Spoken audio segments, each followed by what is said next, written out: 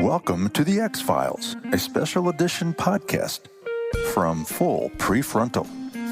We love stories because they take us to the secret hidden places where we store the essence of real living. Only through stories do we witness extraordinary moments of human resilience. In these special edition episodes, we hear the stories of former clients, learning about their gifts, challenges, aspirations, letdowns, and inner activism. The clients presented in the ExFiles have helped Sucheta become a better listener, observer, problem solver, and above all, a caring clinician. She hopes these stories will melt your heart and help you see executive function in a new light. And now, here is our host, Sucheta Kamath.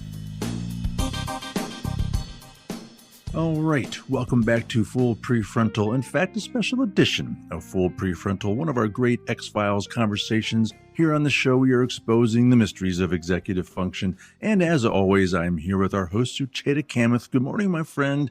I so enjoy these ExFiles conversations. Good morning, Todd. It's great to be with you. And today it's a special day because I get to speak with one of my favorite parents. And today I thought we will talk about a different perspective on executive function, ADHD. We have had clients of mine on previous ExFile episodes, but I thought this time, why not have a parent? And so this is a delightful parent I have had a chance to work with. I saw both of her children, and during their elementary and middle school years, but I know them and have been keeping track of their journey into their young adulthood. So can't wait to welcome Violet. Violet, welcome to the show. Thank you, Sucheta. Good to hear from you. And listeners, just know Violet is not her real name, and we will be referring to her children as Violet. What should we call your kids? Thing 1 and thing 2. By the way, that is so classic of Violet, and that's why I love her so much, and I can't wait to start this conversation. So, Violet, let's start with this. I have talked to you a lot about your journey as you try to raise your beautiful children who were diagnosed with ADHD. But for starters, how were your own executive function skills as a child? How was your attention, your ability to make friends, engage in play, handle studies, and handle setbacks? How were you as a child? Well, you have to remember the context of my youth, which is many, many years ago. I had my children very late in life, in my 40s. So back when I was a child, there was really no reference to ADD and ADHD. I remember growing up in the second grade, there was a boy who now would be obviously ADHD. He couldn't sit still in his chair. He was very, very bright. He squirmed. He made noise. He was great fun. And the second grade teacher used to beat him every single day, trying to get him to submit and behave in the classroom. Oh, my goodness. So that's the climate of my growing up. It was also a time of the self-fulfilling prophecy. I was cute, I was clean, I was middle class, and so I was going to be successful in grammar school. I remember my mother talking about, we didn't have kindergarten back then, and after the first grade, my mom showed me a book and said, "Here, sweetheart, come read with me." And I couldn't do it. So that summer, over the summer, she took the newspaper and sat down and taught me how to read. I was very teachable, but the teacher had no idea I couldn't read. They would use the same Dick and Jane books, and I would listen and I would hear it, and then I would parrot it right back with such great expression. They thought I was doing a good job. So it started very early, but it was not identified. Got it. So you're describing some challenges in reading, and also you're referring to your profile. Girls with ADHD tend to present differently than boys do. You were not hyperactive. You were not troublemaker. You also were very cooperative. So unlike the boy that got beat up by the teacher, you got a lot of attention, but not the right approach, right? Correct. But once I learned to read, I took off. I never really had any identifiable learning differences. Got through grammar school, had friends. Socially, things changed in middle school, 7th and 8th grades. And for some reason unknown to me at the time, I was bullied. And so social issues came from that. I was never after that a good student, never a bad student. I was able to keep up just by being there. So I made A's and B's uh, just by virtue of who I was. And always, though, in the back of my mind, there was an element of, now, why didn't I do my homework? Or why hadn't I studied? Or why didn't I do better? All the while, from middle school to diagnosis, was an element of, what is it about me that I feel like I need to self defeat? So there's so many things, and I don't want to spend all this time on you, but I also want our listeners who are parents to hear this connection. And I see this in my practice all the time, that parents often say to me that I used to be this kid, but look at me, how successful I have become. And I like to remind them that they may not be fully remembering the story quite well, or they had something in their environment that worked. But can we quickly talk about your middle school years? And you said you were bullied and that had a great impact. Was that something to do with your reading the social situations? Was that tied up with your ADHD somehow? At the time, I had no idea, but in retrospect, I would have to say yes. I thought I was just like the other kids. I had always been like the other kids until I guess we hit puberty, and they perceived me differently. I did not perceive myself differently, and I didn't perceive myself behaving differently from them in the situations. Do you have an example for us? In what forms were you bullied and how did that shut you down or change the trajectory of your own success? I don't really have any specific examples. It was a long, long time ago. And I can remember that the other girls that had been in my little clique, we all grew up together, our parents were close together, they would just like turn their back and walk away when I walked up. And I remember the first time it happened. And I remembered I always had a rather large vocabulary, and they made fun of that. And there was just a whole bunch of stuff that I really don't remember well enough at this point. So, while it sounds like all preteens and teenagers go through this angst of trying to adjust to the changes of life, and everybody feels so different and different, not in a positive way. So, somehow that you were not spared from that, but definitely sounds like you were not able to make meaning of what that could be that's causing a lot of social rift. So, let's continue and talk about your journey. When you and your husband got together, did you two share any characteristics? By then, you were struggling with symptoms of ADHD, but were you diagnosed? And does your husband have the same diagnosis? Do you mind sharing with our listeners? Oh, sure. I made it through high school and college and law school all by the skin of my teeth and moved forward and didn't meet my husband till I was 40 years old. By then, I had come up with a lifestyle that didn't preempt, certainly, but supported the ADHD symptoms. Always in the back of my head was now, why do I shoot myself in the foot again? Even to the point that I would go, well, gee, I'll die a happy woman if I can ever just figure that out. When I met my husband, he was somewhat of a bad boy, and I was drawn to that. He's very dear, dear, sweet, and wonderful. But at the time, I didn't notice the ADHD in him. Again, I was not really that familiar with the term. It was not until we had thing one diagnosed that each of us found out. We went to have the conference after she was tested, and we were sitting there with the psychologist, and she says, so ADHD is generally or can be genetic. And so which one of you has it? I point at him, he points at me, and she goes, bing, bing, you're both right. So that's kind of how we figured it out. So, tell us a little bit more about that household where there are four people with ADHD. What does that look like? Chaos.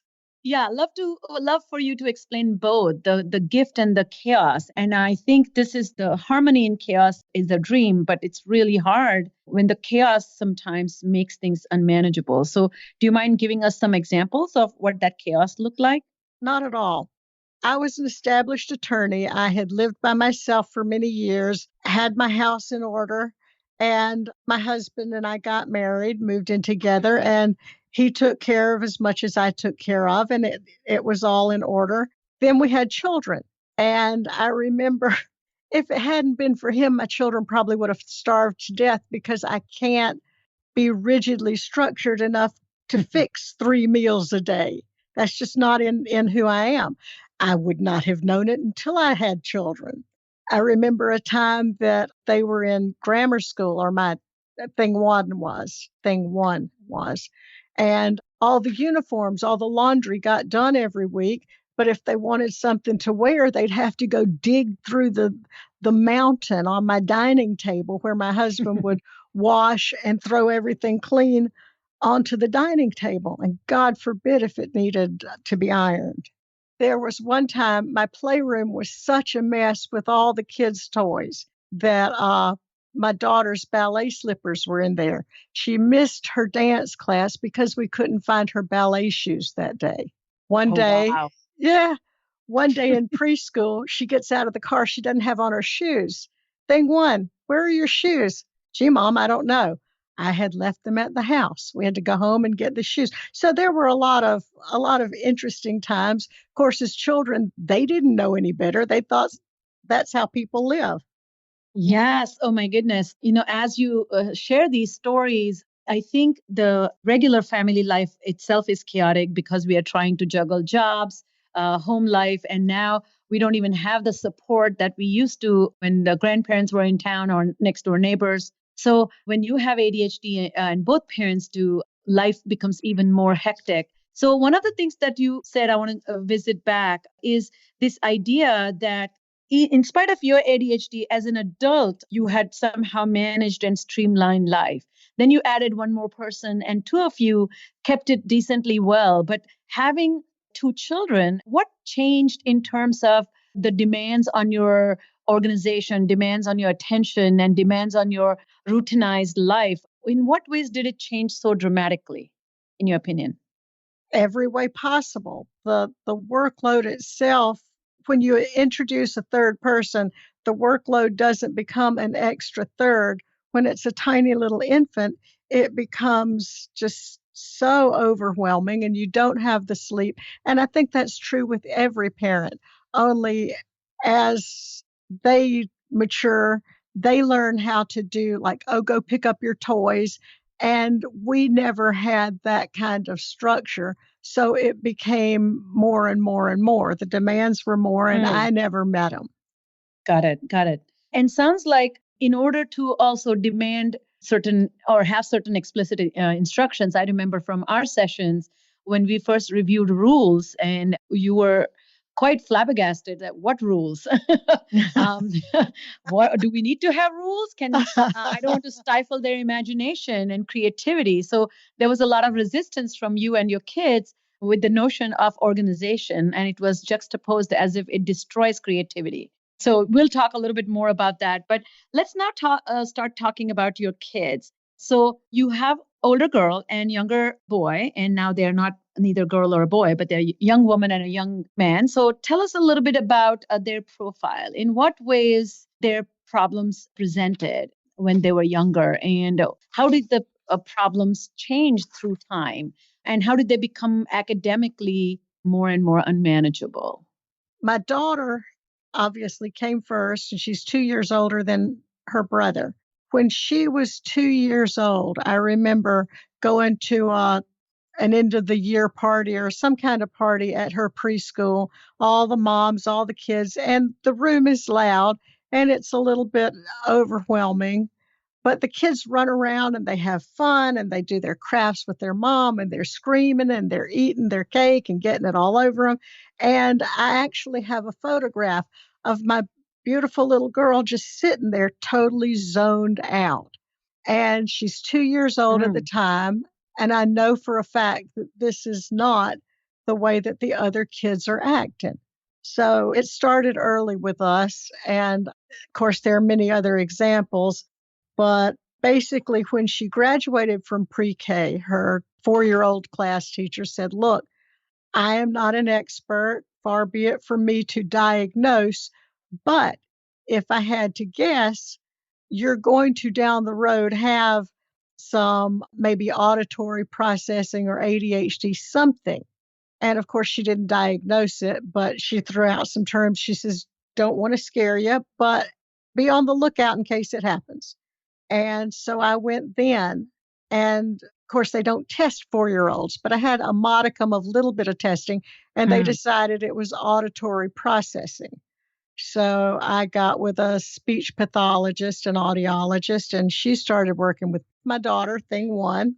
And they had a great time, but no progress was made because there was no auditory issue. Hmm. But it did start young with her. With thing two, I was already a couple or 3 years down the path and had read and learned and talked to people. It was pretty new back then, even. ADHD was just coming to the forefront when my kids went through the pipeline. There's a lot more now, a Yes. lot more resources, a lot more information that parents have. So I kind of had to pioneer my own way. You were probably the first person in town, and at the time, the only one doing executive function, I'll call it Right. coaching. But anyway, so when thing two came along, I remember almost from birth, he did not nap more than 15 minutes. And if he took a nap, he'd be up till 11 o'clock, and I'd just be tearful. So I knew what was coming with him. So both of them presented really, really early. And I guess given the timing, I was very fortunate to have figured it out. So, Violet, what's striking about your stories that you're sharing with us that you were very perceptive, even as thing one, so to speak, was 2 years old, and at a birthday party she was zoned out, and that's very perceptive of you. And the actions you took were so timely, and yet the respite didn't come because the effects of ADHD are chronic, but also the complexity and the range of challenges that you all were experiencing together needed to change. I mean, everybody's ADD needed to be managed, right? And was it managed at that time? No. Can you share with us what was the point of resistance there? Why was it so hard to get four people's ADHD in control? Well, again, I think it was not our willingness because we were more than willing to do what it took. It's just that it takes so much. It's an ongoing process, and minute by minute, even when you get it managed at one point, it changes a month later. But also at that point in time, there was no way to really manage it. We couldn't find the right school didn't exist. There were elements in several different schools that we needed, but other elements fell short. And that persisted through high school. And that's a really critical thing that I think people need to really hear carefully that, yes, because ADHD doesn't present in isolation, there are a lot of complex issues that co present. And there's some schools who address some parts, but not all. And of course, as we have gotten a better understanding of ADHD and neuroscience, and it has positively influenced education, we are seeing a lot of change. But I bet that change was not available at your time. And secondly, as you pointed out, another important point, which is takes so much out of you to keep up with it. And I like to compare ADHD management to having a toilet paper in the bathroom. You know, more you use it, less you have it. So one day comes, you need to replenish it. And people with ADHD forget to replenish things. So yes, organization, you begin, you manage and create meals, and then you get bored. You have to get back on that horse. You create an organization, then you don't follow up. You need to get back on the horse. So a lot of times parents and children just do not get back on the horse in a timely way. But transitions are hard. Getting back on the horse is next to impossible for thing two. But I had the luxury of saying, okay, I'm going to stay home. I'm not going to work. I'm going to be here with my children. My husband, my very biggest gift in the world, was able to do the same, and we parented together. Like I said, we were in our 40s when this litter was born, and we devoted ourselves to them. We very deliberately chose to have them and how to rear them. And it was at a point in our lives that we had the luxury of devoting ourselves to them. So when I melted down, when I couldn't do, he picked up the slack and it got done. It was, again, a chaotic environment, but we didn't know it and we had lots of fun and it got done. The kids did not die of starvation. Yes, and did not starve of love. So that was very remarkable. So let's talk about this idea of what were the ADHD related symptoms that have interfered in your children's education? Uh, okay, starting in kindergarten. Thing one, of course, we got her medicated and we got her into a private school, but the private school was, and I don't know if you want to put this in the recording or not, but Jewish day school. And it had a dual curriculum. In other words, half a day in Hebrew and half a day in English. She was totally lost, totally lost. And we got tutors and lots of support, but she was never one to respond well to the meds. She still was very unfocused and very zoned out. I remember the first day of kindergarten, they were given homework. That in this particular school, they decided that homework every night, just to give structure, was their protocol. So the first night she had homework and she got a sheet that had several different pictures drawn on it. And each picture had a perforated line around it, a little perforated box. And at the bottom was a little symbol for scissors. And anybody would take for granted that that means cut each of the pictures out. Thing one didn't have a clue what to do. So I said, well, look, here's the scissors and here's the box. So I came in later and probably an hour later, and she was still very copiously cutting out these pictures, which was great, except she didn't follow the lines. She was very creative and curvy and making her own little creations with the scissors. And that's kind of a it's kind of a knee jerk, uh-oh, what do I do? This is such a powerful example. Thank you, Violet, for sharing because it captures so many elements of executive function. And that's why, ADHD is not just attention deficit, it's an executive function deficit disorder. And so the perforated line, dotted line was suggestion that you cut here. And if you followed those rules, then cutting would be simpler and timely and efficient. But if she was being creative, which is amazing, but she was putting more effort in a task that did not need that kind of effort. And so this mismatch of effort can often lead to under effort and over effort or obsessing or not putting enough, giving enough attention. And I see that often. And knowing your thing one, that we spend a lot of time developing that inferencing from the implicit. What does the world want you to do where the instructions are not clear? So thank you for sharing that. As she progressed, how did this translate into having difficulties understanding larger set of expectations when she grew up?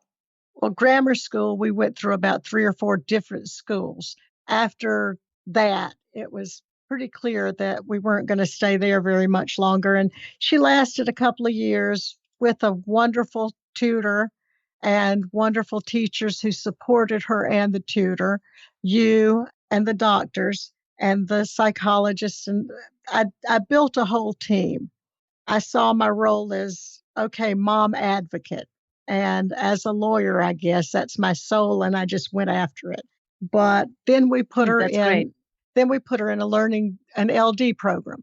And she doesn't, other than her executive issues, she doesn't have any specific learning disabilities that have been diagnosed. So she very cleverly manipulated the teachers. It was, well, I can't do this.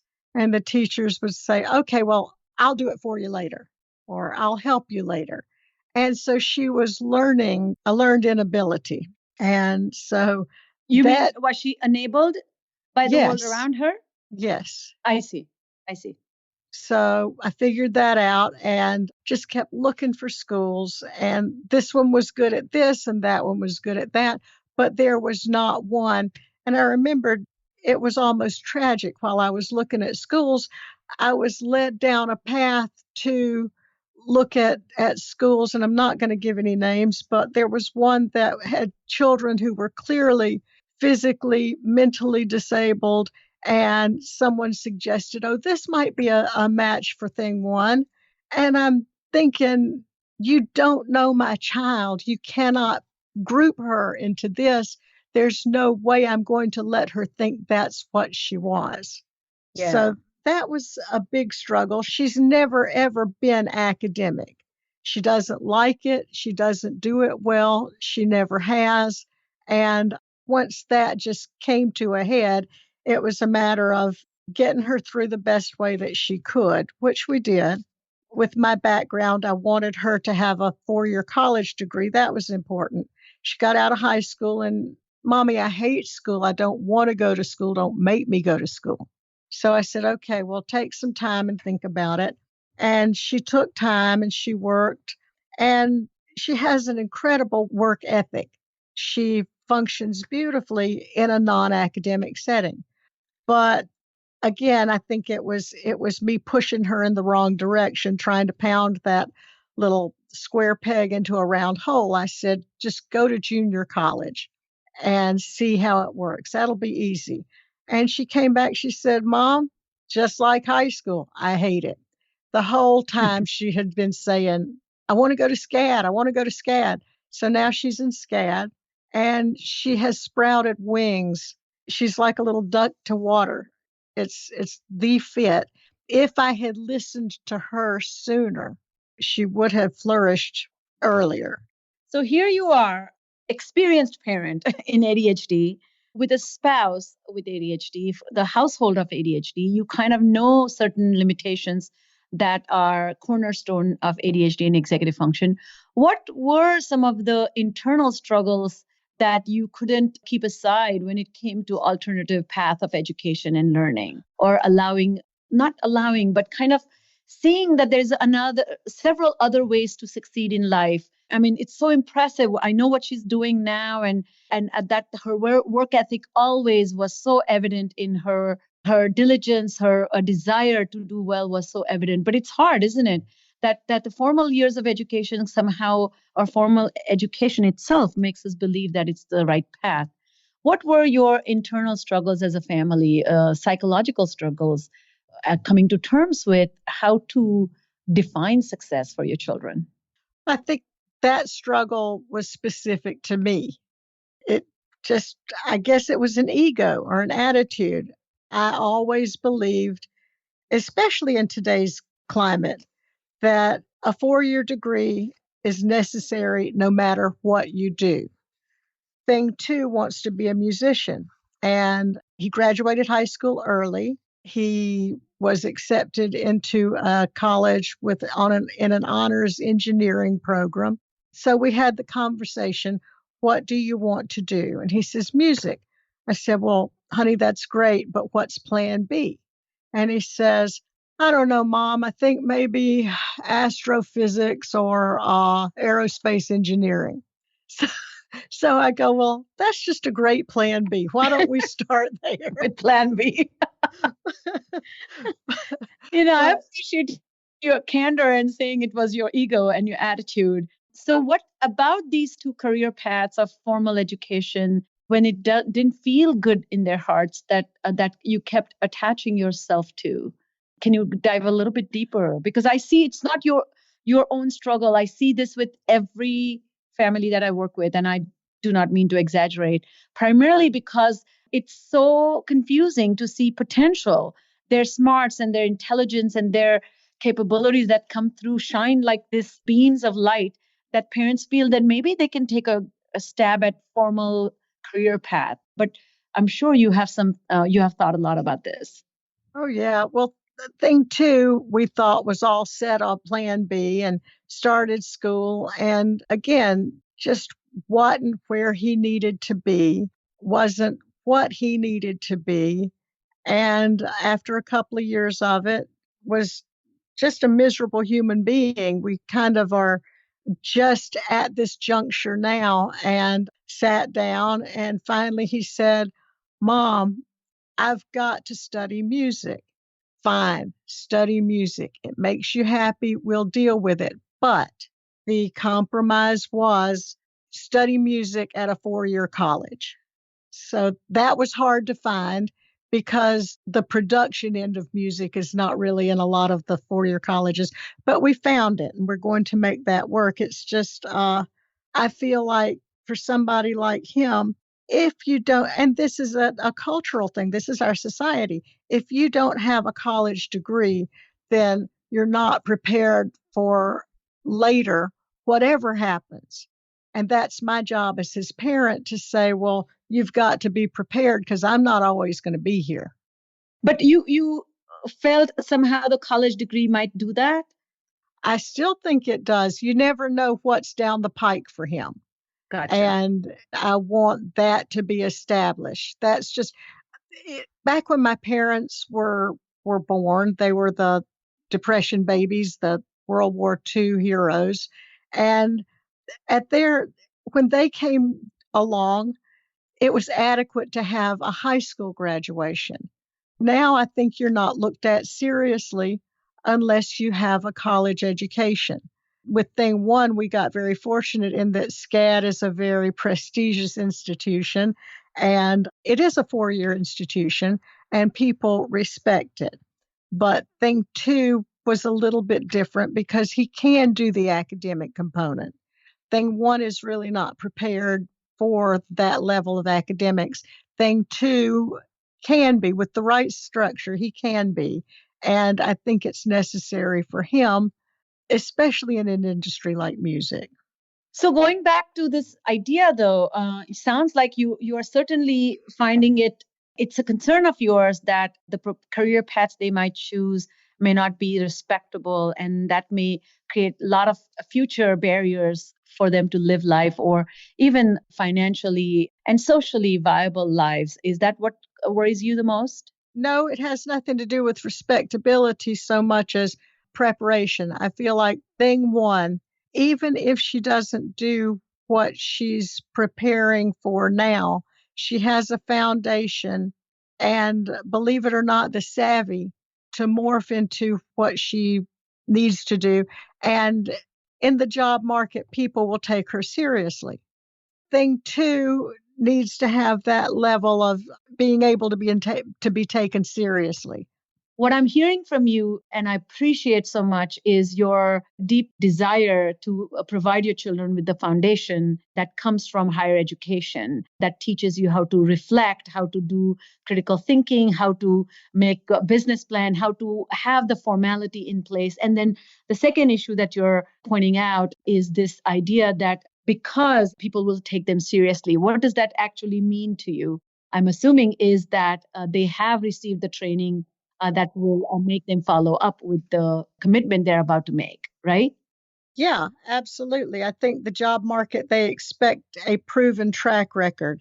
I also think, though, that people with ADHD and ADD, it's not what they can do or what they know, it's how. It's actually the how to do it.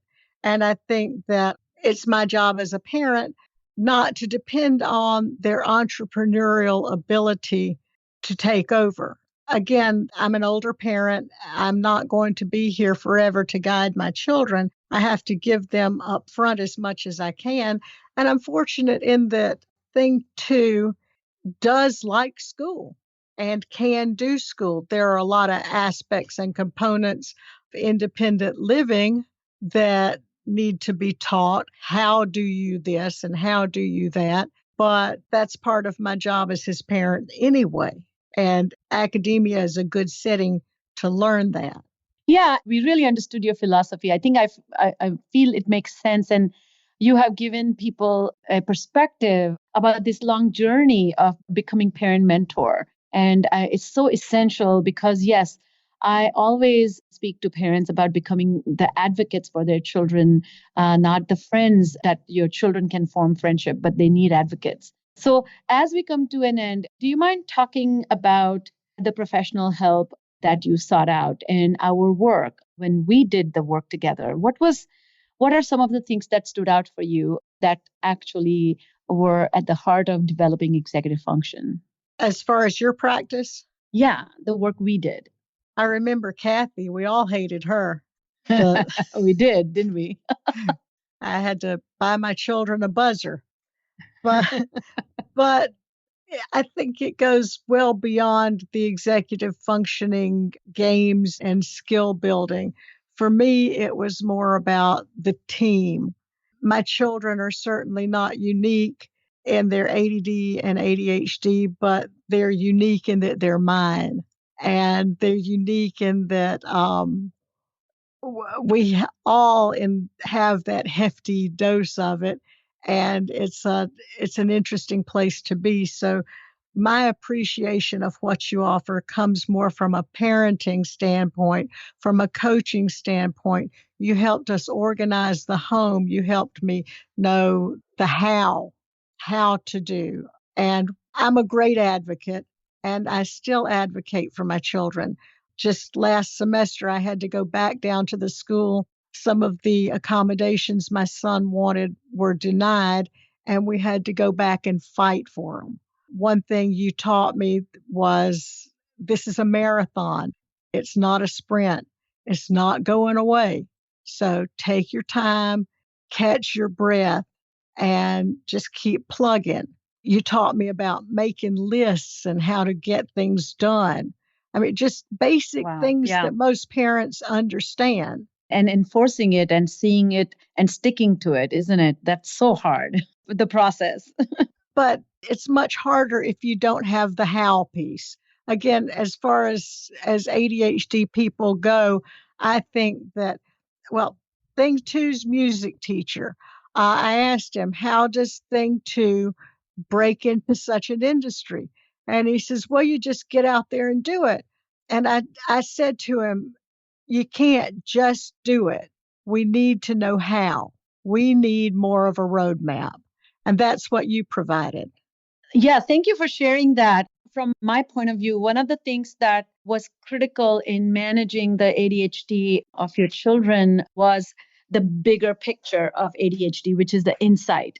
Working individually with your kids, the focus was helping them understand the nature of their own abilities and inabilities in the context where they were performing. The very big issue, particularly your thing too, we were working on is the emotional adjustment, frustrations, impatience that one feels when you have all, what it takes, but you just don't know how to get it out. And that requires a lot of managing, taking a breath and relooking at the problem with a attitude of what are the knowns, what are the unknowns. We worked a lot on that.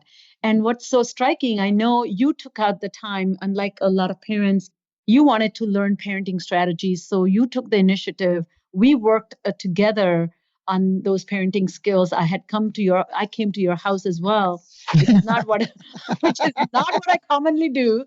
And I did go to schools to observe or talk to the teachers. But yeah, I think the team approach, the cohesive, collaborative approach is really essential because my experience of having done this for 20 years is you're not fixing a child. You're not doing something at or to the child. You are building a life for a child, an inner life where he can function and thrive and allow all these amazing gifts that the child has to shine. But there are always some barriers that don't let that happen. So that was I miss seeing you, honestly, because it was so much fun. It was. We'll have to meet for coffee. We really do. So that brings me to the end of our conversation. Are there any closing thoughts that you want to share with our listeners regarding what is, in what ways you are a story of hopefulness, but any message, parting message you want to give to our listeners? If you don't mind, just a couple of quick words.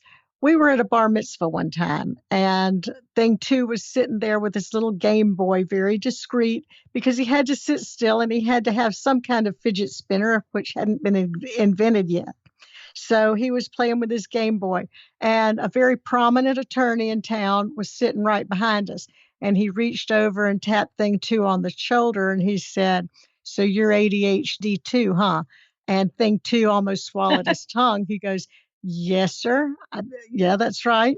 And the man says, well, me too. Every morning I get up, I take my little blue pill, and people look at it as a disability. But you know what? It is so such a gift. We are so much better than they are. We can do so many things at one time, and they got to do one at a time. And that stuck with that perspective of That's a this great is story. a gift was just a real help. And the other thing is you can't make a silk purse out of a sow's ear. Let your child grow down their path. That's great. Well, thank you for your wisdom. You are really a thoughtful and dedicated mom. And I love thing one and thing two and who they have become as young people. Can't wait to see them very soon. And thank you for coming on the podcast. Sucheta, thank you. I so enjoyed it. All right, fun conversation. It's all the time we have for today. If you know of someone who might benefit from listening to today's episode, we would be grateful if you would kindly forward it to them. So on behalf of our host, Sucheta Kamath, today's guest, Miss Violet, and all of us at Cerebral Matters, thanks for listening today, and we'll look forward to seeing you again right here next week on Full PreFrontal. Thank you for listening to Full PreFrontal, exposing the mysteries of executive functions. To contact our host, Sucheta Kamath, and learn more about her work on improving executive functions, visit her website at cerebralmatters.com. That's cerebralmatters.com. Tune in next week for the next informative episode of Full PreFrontal.